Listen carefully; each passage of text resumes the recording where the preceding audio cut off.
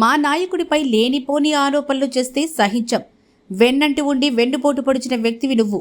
మా నాయకుడి గురించి మాట్లాడే అర్హత నీకుందా? ఖబర్దార్ సతీష్. బిర్కూర్ మండలం దామరంచ గ్రామానికి చెందిన కాంగ్రెస్ సీనియర్ నాయకులు ఇక్బాల్ గత కొంతకాలంగా అనారోగ్యంతో బాధపడుతూ మృతి చెందారని, ఆయన కుటుంబ సభ్యులకు ఎల్లవేళలా అండగా ఉంటామని బీర్కూర్ కాంగ్రెస్ నాయకులు అన్నారు. ఎమ్మెల్యే పోచారం శ్రీనివాసరెడ్డి, మాజీ డీసీసీబీ చైర్మన్ భాస్కర్ రెడ్డి, రాష్ట్ర అగ్రో ఇండస్ట్రీ చైర్మన్ కాసుల బాలరాజ్ అన్ని విధాలుగా అండగా ఉంటారన్నారు. మల్లాపూర్ గ్రామవాసి ద్రోణవల్లి సతీష్ మా నాయకుడు పోచారం శ్రీనివాసరెడ్డిపై లేనిపోని ఆరోపణలు చేస్తున్నాడని, 40 సంవత్సరాల పోచారం అనుచరుడుగా ఉండి ఆదుకుంటే వెన్నుపోటు పొడిచారని మండిపడ్డారు. సీనియర్ నాయకులు ఇక్బాల్ మరణిస్తే దాన్ని రాజకీయం చేయడం ఎంతవరకు సమంజసమని ఆగ్రహం వ్యక్తం చేశారు. టెండర్ పూర్తయిన పనులను ఎమ్మెల్యే ఆపే అధికారం ఉంటుందా? లేనిపోని ఆరోపణలు చేస్తూ మా నాయకునిపై బురద జల్లే ప్రయత్నం చేస్తే ఊరుకోమంటూ ఆగ్రహం వ్యక్తం చేశారు. బీర్కూర్ మండలం దామరంచ గ్రామానికి చెందినటువంటి సీనియర్ కాంగ్రెస్ నాయకుడు ఇక్బాల్ గత కొంతకాలంగా అనారోగ్యంతో బాధపడుతూ మృతి చెందడం జరిగింది.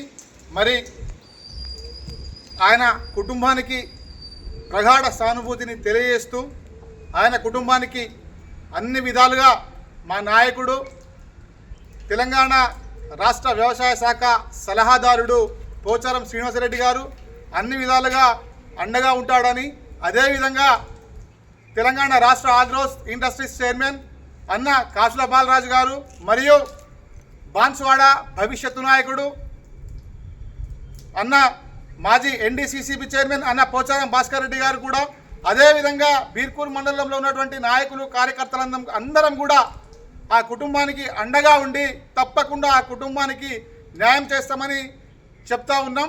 అయితే ఏ విధంగా అయితే ఆ కుటుంబానికి న్యాయంగా ఉంటామని చెప్తున్నామో అదేవిధంగా గత 40 సంవత్సరాలుగా పోచారం శ్రీనివాసరెడ్డి గారి కుటుంబం నీకు ఏదైతే నిన్న ఆరోపణలు చేసినావో ఆ వ్యక్తి మల్లాపూర్ గ్రామానికి చెందినటువంటి వ్యక్తి ద్రోణవల్లి సతీష్ అనే వ్యక్తి నిన్న ఏవైతే పోచారం శ్రీనివాసరెడ్డి గారి మీద ఆరోపణలు చేసినావో అంత పెద్ద నాయకుడు, అంత పెద్దటి వ్యక్తి నీ కుటుంబానికి నీకు గత 4 దశాబ్దాల కాలంగా అండగా ఉంటూ నిన్ను అన్ని విధాలుగా ఆదుకుంటూ నిన్ను అన్ని రంగాల్లో ముందుకు తీసుకెళ్తే ఈరోజు తల్లి పాలు తాగి రొమ్ము గుద్దినట్టుగా మరి ఆయనకు వెన్నుపోటు పొడుస్తూ ఈరోజు ఆయన మీద నువ్వు అసభ్యకరమైనటువంటి మాటలు, అసాధారణ రీతిలో అసత్యమైనటువంటి మాటలు, సత్యదూరమైనటువంటి మాటలు నువ్వు మాట్లాడుతూ ఉన్నావు.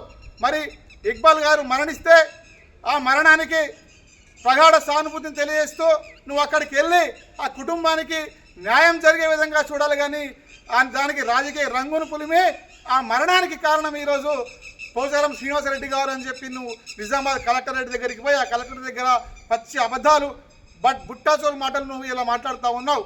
మరి అటువంటి మాటలు సరికాదు అని చెప్పి మేము తెలియజేస్తూ ఉన్నాం. తప్పకుండా ఏవైతే నువ్వు చేసినటువంటి వ్యాఖ్యలను పూర్తిగా ఖండిస్తూ ఉన్నాం. ఏవైతే నువ్వు మాటలు మాట్లాడినావో ఆ మాటల్ని తప్పకుండా నువ్వు వెనక్కి తీసుకోవాల్సిందిగా మేము హెచ్చరిస్తూ ఉన్నాం. మరి నువ్వు మాట్లాడుతూ ఉన్నావు నిన్న టెండర్ అయినటువంటి పనులు ఏవైతే ఉన్నాయో ఆ టెండర్ అయినటువంటి పనులు పూర్తిగా మా నాయకుడు క్యాన్సిల్ చేయించుండని చెప్పి నువ్వు మాట్లాడుతూ ఉన్నావు. నీకు కొంచెమైనా జ్ఞానం ఉందా? నీకు కొంచెమైనా బుద్ధి ఉందా?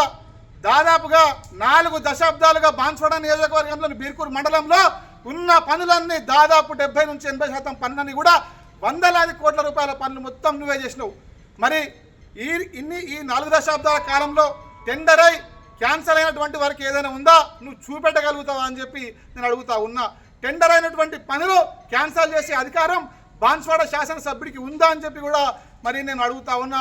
నువ్వు మరి అజ్ఞానివా, నువ్వు జ్ఞానివా, నువ్వు నాయకుడివా, నువ్వు ఇక ఇటువంటి లంగ మాటలు మాట్లాడే నువ్వు మరి బుట్టా చోరువా, నువ్వు మంచోనివా, నువ్వు ఎటువంటి వాడువో నీది నువ్వే ఈరోజు తెలుసుకోవాల్సినటువంటి అవసరం ఉందని చెప్పి నేను తెలియజేస్తూ ఉన్నా.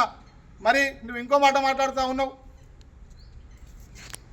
మేము గతంలో బీఆర్ఎస్ పార్టీలో పనిచేసి పోచారం శ్రీనివాసరెడ్డి గారికి మెజార్టీని కట్టబెట్టి ఆ తరువాత ఎంపీ ఎన్నికలలో మేము కాంగ్రెస్ పార్టీకి పోయి ఏనుగుల రవీందర్ రెడ్డి ఆధ్వర్యంలో బాన్స్వాడ నియోజకవర్గంలో 9,000 పైచిలకు మెజార్టీని నేను కట్టబెట్టిన సతీష్ అనే వ్యక్తి కాంగ్రెస్ పార్టీ కట్టబెట్టుండే అని చెప్పి ఈరోజు నువ్వు మాట్లాడుతూ ఉన్నావు కదా. మరి అదే నేను సూటిగా అడుగుతా ఉన్నా. ఈరోజు ఏదైతే నువ్వు ఎంపీ ఎలక్షన్స్లో ఏనుగుల రవీందర్ రెడ్డి తరపున నిలబడి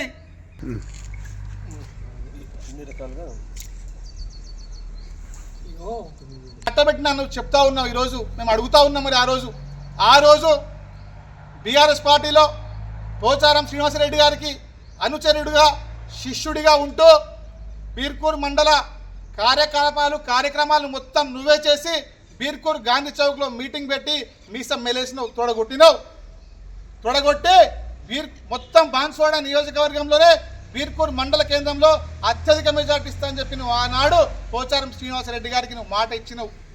మరి ఎంపీ ఎన్నిక ఆనాడు బీర్కూర్లో 1000 దాదాపు కేవలం బీర్కూర్ మండల కేంద్రంలోనే 1000 పైచిలకు మెజార్టీ ఇస్తా అని చెప్పి ఈరోజు ఆనాడు ఇచ్చిన మాట ఏమైంది? మరి ఎటుపోయింది ఆ 1000 ఓట్ల మెజారిటీ? ఎందుకు 100 ఓట్ల బొక్కబడ్డది బీర్కూర్ కేంద్రంలో అని చెప్పి నేను అడుగుతా ఉన్నా. మరి ఆనాడు 100 ఓట్ల బొక్క పెట్టినోనివి ఈరోజు ఏనుగుల రవీందర్ రెడ్డి దగ్గరికి పోయి నువ్వు 9,000 ఓట్ల మెజారిటీని నువ్వు ఎట్లా కట్టబెట్టినావు అని చెప్పి కూడా ఈ సందర్భంగా ఉన్నావు. మరి ఆనాడు టీడీపీలో ఉన్నాడు, తర్వాత టీఆర్ఎస్లోకి పోయిండు, మళ్ళీ కాంగ్రెస్లోకి వచ్చిండని చెప్పి నువ్వు మాట్లాడుతూ ఉన్నావు మా నాయకుడిని. మరి నేను అడుగుతా ఉన్నా, నువ్వు కూడా టీడీపీలో ఉన్నావు, టీఆర్ఎస్ పార్టీలో ఉన్నావు, ఈరోజు నువ్వు కూడా కాంగ్రెస్ పార్టీలోకి పోతావు, రేపు ఇంకా ఏ పార్టీలోకి పోతావు? అసలు విషయం ఏంటంటే కొంతకాలం క్రితం దాదాపు ఒక వారం రోజుల కింద బీర్కూర్ మండల కేంద్రంలో ఒక ఇంట్లో నువ్వు మీటింగ్ పెట్టి నీ అనుచరుడు చేత ఇల్లు తింపి బీర్కూర్ మండల కేంద్రంలో నేను బీఆర్ఎస్ పార్టీలోకి పోతున్నా, నువ్వు వస్తావా అని చెప్పి ఇంటింటికి మీ అనుచరులు పంపించి అడిగిపించినావు. మరి ఎంతమందిని బీఆర్ఎస్ పార్టీలోకి తీసుకుపోయినావు అని చెప్పి నేను అడుగుతా ఉన్నా. నువ్వు కాంగ్రెస్ పార్టీలో ఉంటూ బీఆర్ఎస్ పార్టీలకు పోయే ప్రయత్నం చేస్తూ ఉన్నావు. కాంగ్రెస్ పార్టీకి పూర్తిగా నువ్వు విరుద్ధంగా పనిచేస్తూ ఉన్నావు.